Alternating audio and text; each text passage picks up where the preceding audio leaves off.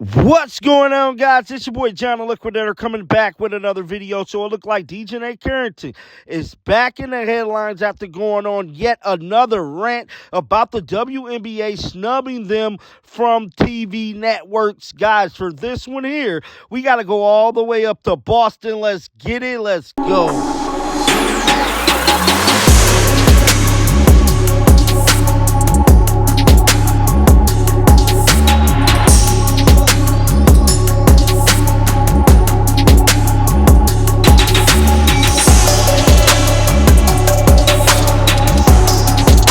Dijonai Carrington is definitely back in the headlines after speaking with the media yesterday in regards to the game that they had against the LA Sparks in TD Garden. Now, the game was sold out. Over 19,000 fans was in attendance at TD Garden Arena. Now, Dijonai Carrington took to Twitter earlier yesterday to drop this tweet, which caused headlines immediately about the WNBA not promoting that game. This is what she said yesterday. She stated, "Since we got to do our own promo, we're playing at the TD Garden tonight, and it's sold out. 19K plus. First WNBA game here ever. Historic. Not on TV, but you can catch it right here on Twitter." Now, that tweet there went viral immediately. I reported on it. Now, as for yesterday's game, it's being reported that Dijonai Carrington called out the WNBA over what she felt was lack of promotion for the Connecticut Sun historic game Tuesday in Boston's TD Garden.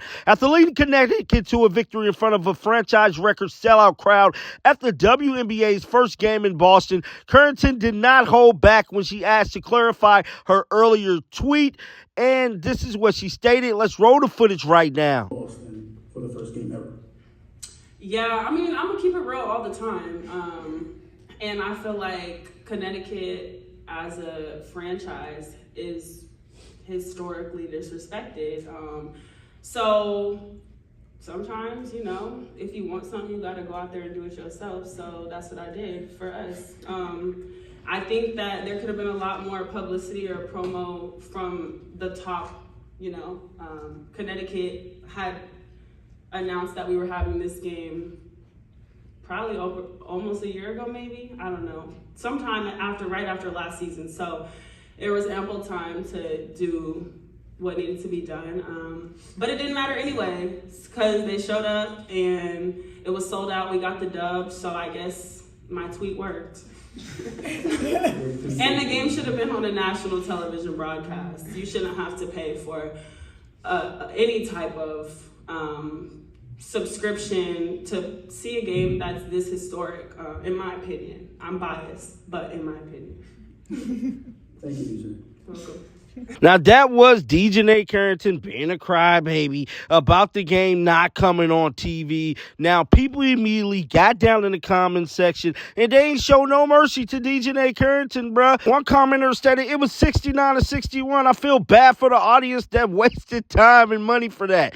What's historic about it? Not one marquee player was playing, and neither team draw big ratings.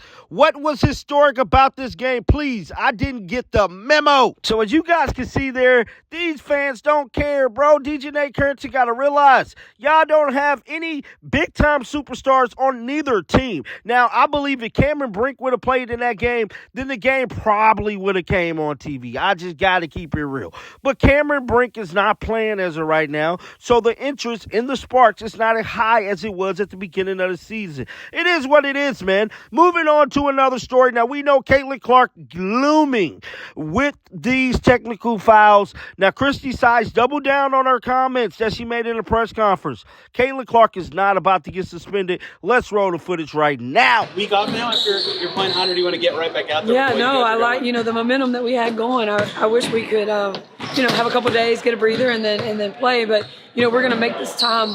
We're going to get everything we can out of it. Just keep working on things that we need to work on to beat Minnesota. The way your offense has been playing of late, 2 straight games of 4 consistently good quarters, what do you think has led to that, and how much of that is from your defensive attention leading to some offensive success? I think a lot of it has to do with us getting the stops. That was, we were able to get out in transition, and that's where we're at our best. And then, we were able to push the pace, able to get downhill, and then we just hit wide open shots. And that's, when we do that, we're able to put some points on the board. We can see Timmy in here here. What was she able to do today, if anything? How's she trending? So good to see Timmy out here. We're going to finish. We're going to get together and see how she felt, see what she feels like. Hopefully she's hopeful for this weekend. How much confidence does it give you that you didn't get your first win over a team with a 500 better record until the end of June, and now you have 2 in a row? Yeah, I just give all the credit to these guys for the work they put in and showing up every day, ready to play regardless of who that competition is. We had a problem earlier where we'd play a really good team and get a good win, and then we'd play and not play as well. I thought for me, just the growth was the 2 games put back to back, 2 good games together, getting those wins was huge for us. Any players' leadership kind of shine to you in that transition to having 2 good games in a row, having that rep mentality consecutively? Yeah, I think I think there was a change in the way I felt with just from having all these practices and the time spent with each other during these 3 weeks. Their relationships have changed. They're playing differently. They get so excited for each other. I think that's what I told them before. The joy that they showed, for Lexi in that game the other day against Seattle was like, that's the feel that just makes you feel so good about what we're doing. Lynn talks about the rebuild a lot and how she thinks you guys are ahead of schedule on that. Just how do you feel about the rebuild, especially with a playoff berth kind of imminent?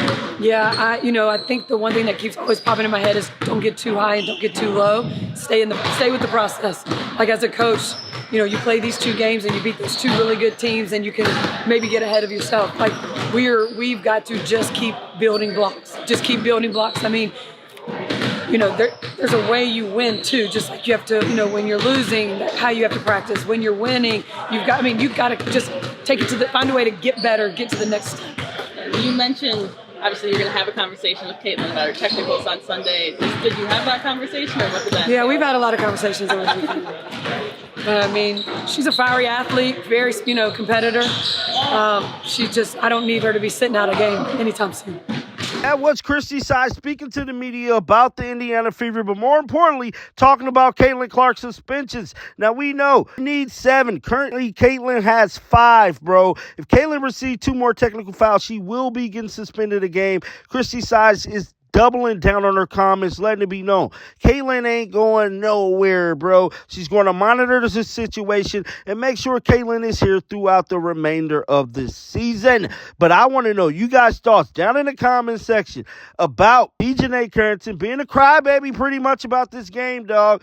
Until next time, keep them Bills on, because I'm coming back with another one, and like always, shake the haters off. I'm out of here. Peace out. Shake the haters off.